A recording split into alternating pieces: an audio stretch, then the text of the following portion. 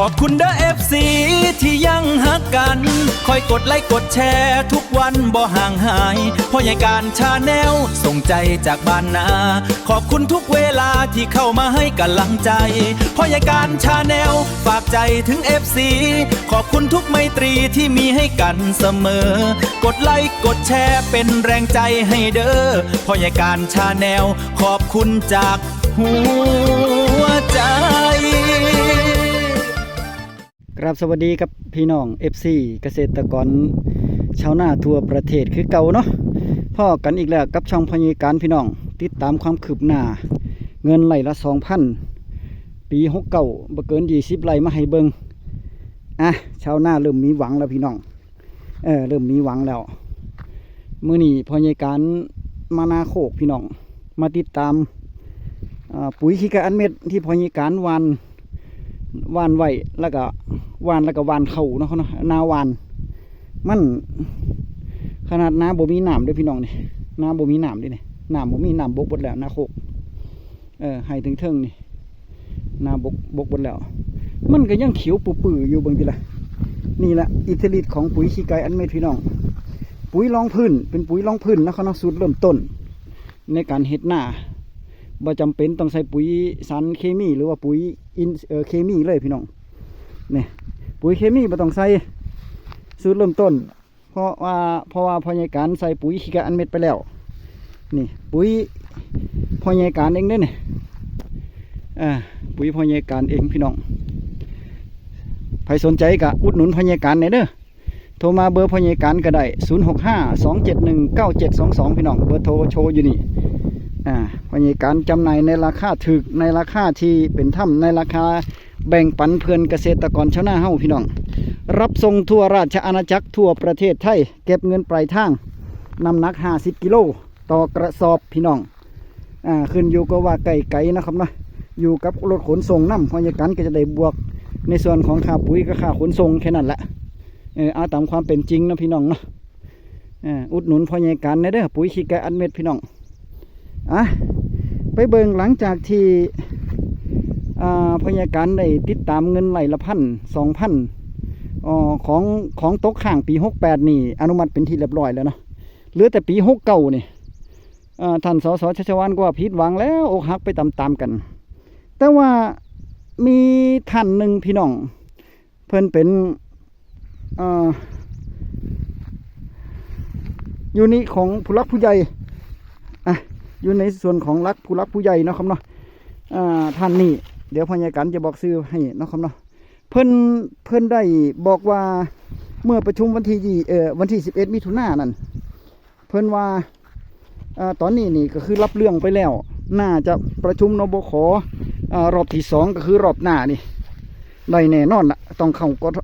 เพิ่นว่าเพิ่นจะนำเข้านบขแน่นอนละนะก็จะได้สรุปกันว่าเงินไร่ละ 2,000บ่เกิน20ไร่เนี่ยใจเย็นๆจังหน่อยนึงรอบในส่วนของ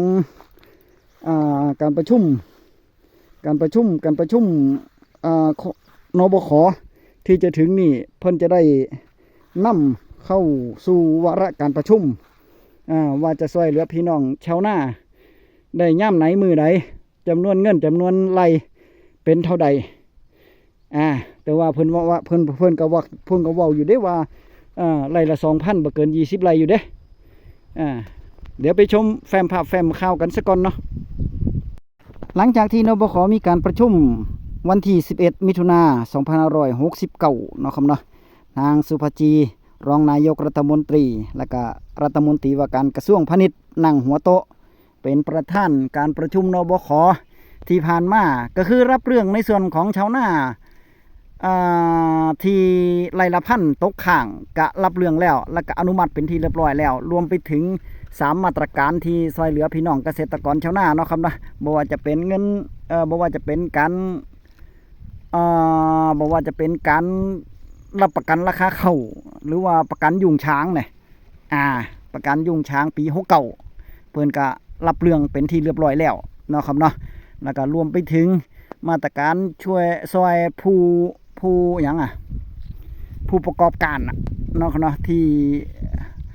ช่วยรับซื้อเข้าเนาะครับเนาะรับซื้อเข้าหรือว่าประกันยุงช้างไว้บ่ว่าจะเป็นสหกรณ์หรือว่าในส่วนของโรงสีผู้ประกอบการเพิ่นก็มีซอยนะครับไปเบิ่งเจ้าหน้าที่หรือว่าผู้หลักผู้ใหญ่อีกหนึ่งท่านในกระทรวงเกษตรและสหกรณ์ที่เพิ่นออกมารับปากว่าเงินรายละ 2,000 จะเข้านบขที่จะถึงนี่มีแฟ้มภาพแฟ้มข่าวคือเก่าไปเบิ่งรับชมพี่น้องอนุมัติแล้วนะครับเฉพาะตัวที่ค้างอยู่นะครับจำนวน 233,000 กว่ารายนะครับแต่ว่าข้อเสนอที่พี่น้องเกษตรกรที่เป็นชาวนาเป็นข้อเสนอช่วงท้ายการประชุมเนี่ยเนื่องจากตอนนี้เนี่ยยังไม่จบนะครับว่าเขาเสนอยังไงแต่ผมคิดว่าน่าจะเป็นการประชุมนบขตัวต่อไปนะครับครั้งต่อไปวันนี้ก็มีการประชุมคณะกรรมการนโยบายข้าวนะครับแห่งชาติซึ่งท่านนายกรัฐมนตรีเป็นประธานวันนี้เนี่ยผมไปเป็นตัวแทนที่ท่านรัฐมนตรีว่าการกระทรวงเกษตรและสหกรณ์ท่านสุริยะได้มอบหมายไปนะครับก็เป็นองค์ประกอบหนึ่งซึ่งวันนี้มีการพูดคุยหลายเรื่องนะครับมีวาระเพื่อทราบอยู่ประมาณสัก3เรื่องที่พิจารณา5เรื่องซึ่งแต่ละเรื่องเนี่ยก็เป็นเรื่องที่ผมคิดว่าเป็นข่าวความคืบหน้าถึงการรับมือสถานการณ์ต่างๆเกี่ยวกับเรื่องข้าวนะครับเพราะปีนี้เนี่ยแม้ว่าข้าวราคาสูงเองก็ตามแต่ว่ายังมีบางส่วนที่เราสามารถจัดการให้พี่น้องเกษตรกรที่ปลูกข้าวเนี่ยสามารถรับรู้ข่าวสารไปพร้อมๆกันได้จะได้ประเมินสถานการณ์นะครับสิ่งหนึ่งที่มีการพูดคุยกันก็คือเรื่องสถานการณ์ข้าวโลกสถานการณ์ข้าวไทยมีการเปรียบเทียบว่าแต่ละประเทศที่เขาผลิตข้าวหรือเป็นตลาดส่งออกของเราเนี่ยมีสถานการณ์อย่างไรบ้างนะครับแล้วก็มีการออกมาตรการต่างๆโดยธกส.ร่วมกับคลังใช้มาตรา28หรือกองทุนที่ช่วยเหลือเกษตรกรเนี่ยใน5มาตรการนะครับผมเอารายละเอียดให้นะครับแล้วก็มีการตั้งอนุ5อนุครับซึ่งอนุใหญ่ที่สุดที่ท่านรัฐมนตรีว่าการกระทรวงเกษตรและสหกรณ์เป็นประธานเนี่ยเป็นอนุที่มีองค์ประกอบเยอะสุดคือ35คนคืออนุด้านการผลิตจะดูเรื่องข้าวนะครับว่าในแนวทางเนี่ยทุกคนก็ได้สะท้อนถึงข้อมูลต่างๆปัญหาต่างๆที่เกิดขึ้นแล้วก็มีแนวโน้มที่จะเกิดขึ้นโดยมีผู้แทนสมาคมโรงสีสมาคมที่เป็นเกษตรกรที่เป็นชาวนาจากภาคส่วนต่างๆมาเข้าร่วมประชุมด้วยนี่เขาพอใหญ่การเนี่ยมันเขียวอีหลีพี่น้องเขียวปื้องามอีหลีนะเบิ่งติละนี่เบิ่งติละเข้าพอใหญ่การใหญ่แล้วเด้ฝนตกใส่ดูหลายนี่เป็นนาดินทรายนี่นาดินทรายเบิ่งติละโอ้ยอิทธิฤทธิ์ของปุ๋ยขี้ไก่อัดเม็ดพี่น้องนี่โทรมาสั่งเด้อพี่น้องเด้อฝ้าวแน่เพราะว่าช่วงเฮ็ดหน้านี่เราต้องประหยัดต้นทุนเด้ปี69นี่เนาะครับเนาะที่ท่านได้รับชมแฟ้มภาพแฟ้มข่าวไปแล้วนั่นก็คือท่านสรวุฒิพี่น้องท่านอยู่ในกระทรวงเกษตรและสหกรณ์เป็นน่าจะเป็นผู้หลักผู้ใหญ่หรือว่ารองรัฐมนตรีว่าการกระทรวงเกษตรและสหกรณ์พี่น้องเพิ่นรับปากเรียบร้อยแล้วอย่างที่เขาเข้าใจเนาะพี่น้องเนาะอย่างที่พี่น้องเข้าใจชัดเจนเลยที่เพิ่นว่าออกมานี่ก็ชัดเจนเลยเด้อเพิ่นว่าเงินไร่ละ 2,000 ที่พี่น้องเกษตรกรหรือว่าท่านนายกสมาคมเกษตรกรชาวนาเฮานี่ท่านประโมทเจริญศิลป์ได้ยื่นข้อเสนอมาเนี่ยมาตรการหรือว่าข้อเรียกร้องกับชาวนารวมไปถึงปุ๋ยพี่น้องปุ๋ยคูปองปุ๋ยรวมไปถึงคูปองปุ๋ยเนาะ200กระสอบละ200บ่เกิน20กระสอบเนี่ยที่ท่านประโมทเจริญศิลป์เพิ่นได้นำเรียนนำเสนอเนาะครับเนาะก็ถือว่าโอเคอยู่เด้ถ้าเป็นแบบนี้ก็ใจชื้นขึ้นมาอีกเนาะครับเนาะใจชื้นขึ้นมาอีกนะเพราะว่าใจเย็นๆอีกจักหน่อยพี่น้องเพราะว่ามันเพิ่งเปิดการประชุมวาระแรกอยู่นะครับนะของนบข.วาระต่อไปนี่เสียนี่พอใหญ่การว่าต้องได้ไหมเงินแต่ว่ามันจะได้จำนวนไร่ละจักบาทจำนวนกี่ไร่นี่อันนี้มาลุ้นกันพี่น้องอันนี้มาลุ้นกันแต่ว่าได้แน่นอนพอใหญ่การว่าใจเย็นๆจักหน่อยนึงเตรียมเฮไว้เลย เตรียมล่างกับเป๋ารอได้เลยแต่ว่าน่าจะสะพี่น้องเพราะว่าปานนี่ละพี่น้องเนาะครับเนาะปานนี่ละเกษตรกรชาวนาเฮานี่ เฮ็ดหน้าเบิ่งเข้าพญาการจนใหญ่ละเบิ่งติล่ะนั่นๆจนใหญ่ล่ะพุ่นแม่นเบิดนี่เขียวปื้อๆพุ่นเห็นบ่เขียวปื้อๆพุ่นลงไปทางใต้พุ่นเขียวปื้อๆพุ่นมันเขียวเกือบจะดำถ้ามันมีน้ำนี่ดำปึดนั่นนี่เขียวงามใบตั้งตรงดีย้อนว่าใส่ขี้ปุ๋ยขี้กะอันเม็ดสงสัยใส่หลายโพดว่าปุ๋ยเจ้าของเพื่อการก็เลยใส่ปีนี้ใส่หลายแน่เนี่ยนะเพราะว่าน้ำมันถมดินดุดดินถมแบบนั้นเนาะก็เลยใส่หลายแน่แต่ว่าให้ล่อซะก่อนเด้อในเรื่องของปุ๋ยในเรื่องของปุ๋ย ว่าเรื่องปุ๋ยก็จะเป็นเรื่องปุ๋ยนะในเรื่องของเงินไร่ละ 2,000บ่เกิน20ไร่ของปี69เนาะครับเนาะของปี69นี่พร้อมกับคูปองปุ๋ยคูปองปุ๋ยปีนี้เปลี่ยนเป็นคูปองปุ๋ยตอนแรกว่าจะเอาปุ๋ยอินทรีย์มาให้ล่มเลิกแล้วยกเลิกไปแล้วเปลี่ยนเป็นปุ๋ยเปลี่ยนเป็นคูปองปุ๋ยเอานะพี่น้องเนาะแล้วแต่ว่าเกษตรกรตามใจเกษตรกรจะไปซื้อปุ๋ยเคมีมาใส่ยังก็ได้ยังน้อยให้มันได้ปุ๋ยรอบสุดท้ายก็ยังดี1เงิน2ปุ๋ยนี่คูปองปุ๋ยเนี่ยทั้ง2อย่างนี่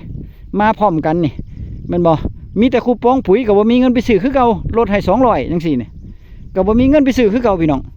มันต้องเงินมานำเด้มันต้องได้เงินนำเงินไร่ละ 2,000 มาน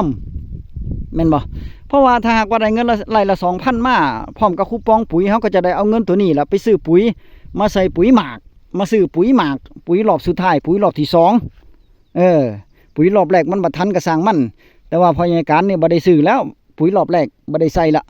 เพราะว่าข้าวเขียวงามปานนี้นะครับเนาะขนาดยังบ่ทันมีน้ำเลยนี่ถ้ามันมีน้ำมันจะเขียวงามขนาดไหนกะให้ล่อสิ่งที่สำคัญที่สุดก็คือมาติดตามว่านบข.จะประชุมครั้งที่2มื้อใดแต่ว่าพยาการว่าคาดว่าน่าจะเป็นเดือนหน้าปกตินี่วาระการประชุมเพิ่นจะแจ้งไว้ล่วงหน้าว่าการประชุมครั้งต่อไปเริ่มวันที่หยังของเดือนไหนวันที่ไหนแน่ๆแต่ว่ารอบนี้บ่เห็นมีรายละเอียดออกมาเนาะครับเนาะเอาก็เพื่อว่าเพิ่นจะประชุมเร่งด่วนคาดหวังเด้ถ้าเพิ่นเห็นความสำคัญของชาวนาความเดือดร้อนของชาวนาเพิ่นก็จะฝ้าวประชุมด่วนเนาะฝ้าวประชุมเร่งด่วนนบข.บรรจุวาระว่า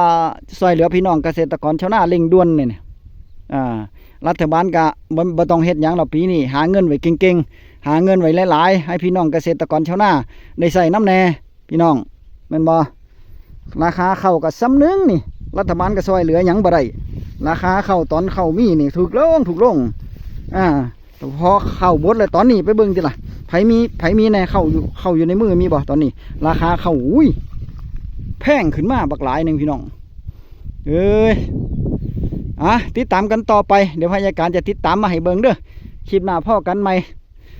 ขอบคุณที่ติดตามกดไลค์กดแชร์ให้กับพ่อใหญ่การเด้อเจอกันใหม่คลิปหน้าคลิปนี้สวัสดีครับ ขอบคุณเด้อ FC ที่ยังฮักกันคอยกดไลค์กดแชร์ทุกวันบ่ห่างหายเพราะใหญ่การชาแนลส่งใจจากบ้านนาขอบคุณทุกเวลาที่เข้ามาให้กำลังใจเพราะใหญ่การชาแนลฝากใจถึง FC ขอบคุณทุกไมตรีที่มีให้กันเสมอกดไลค์กดแชร์เป็นแรงใจให้เด้อเพราะใหญ่การชาแนลขอบคุณจากหั